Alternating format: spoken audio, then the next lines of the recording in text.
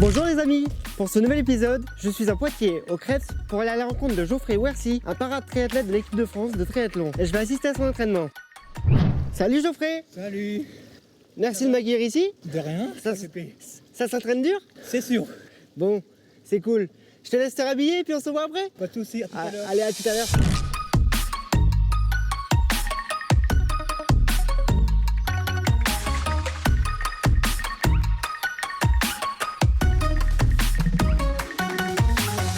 Je suis avec Geoffrey Wercy, para-triathlète de l'équipe de France. Salut Geoffrey. Salut Tanguy. Merci de m'accueillir au Krebs de Poitiers lors de ton entraînement. J'aurais voulu savoir ton palmarès un petit peu en tant que triathlète de l'équipe de France. Alors, mes palmarès, c'est un titre de champion du monde, 4 titres de champion d'Europe de paraduathlon, 4 titres de champion de France de paratriathlon, un titre de champion de France de 10 km de course à pied, 2 titres de vainqueur de la Coupe de France paracycliste. Et c'est déjà pas mal. Oui, Un sacré palmarès Geoffrey, dis donc. oui. Quelles a été tes sensations quand tu es monté sur le podium lors des championnats de France ou championnats du monde, comme tu le dis?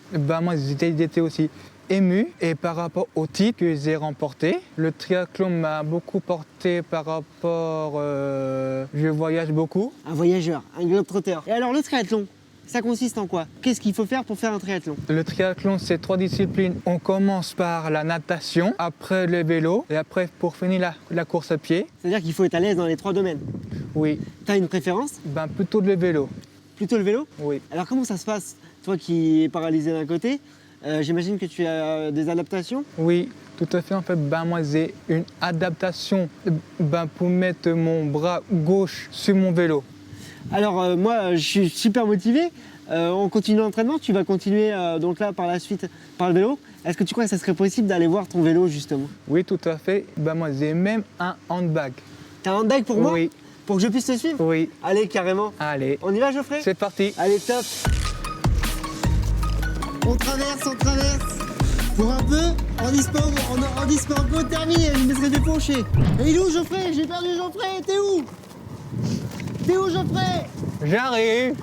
Bah arrive pas trop vite hein, surtout, hein, pour un athlète de l'équipe de France, c'est léger hein. Je suis là. Ah t'es là, je t'avais perdu. Attends, je te fais une place. Et là t'es en coupure, c'est ça? En coupure de compétition? Oui, Donc là entraînement tranquille quoi. oui, tout à fait. Là c'est la décompression, c'est Voilà. la balade dans Poitiers quoi. Oui, c'est la relax. La relax. Combien de fois tu t'entraînes par semaine? Tous les jours. Tous les jours tu t'entraînes? Oui, Bah faut vraiment être passionné, hein, le triathlon, oui. t'aimes vraiment ça. Oui. Vraiment ça.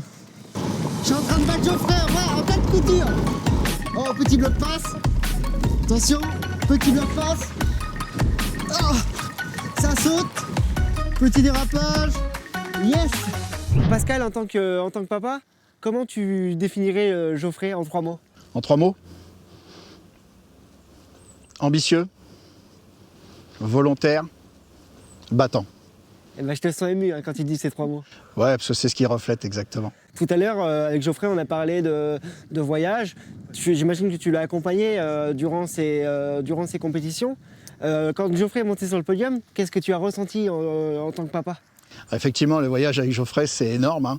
Il a déjà fait peut-être 3 fois le tour du monde dans tous ses déplacements pour des compétitions internationales.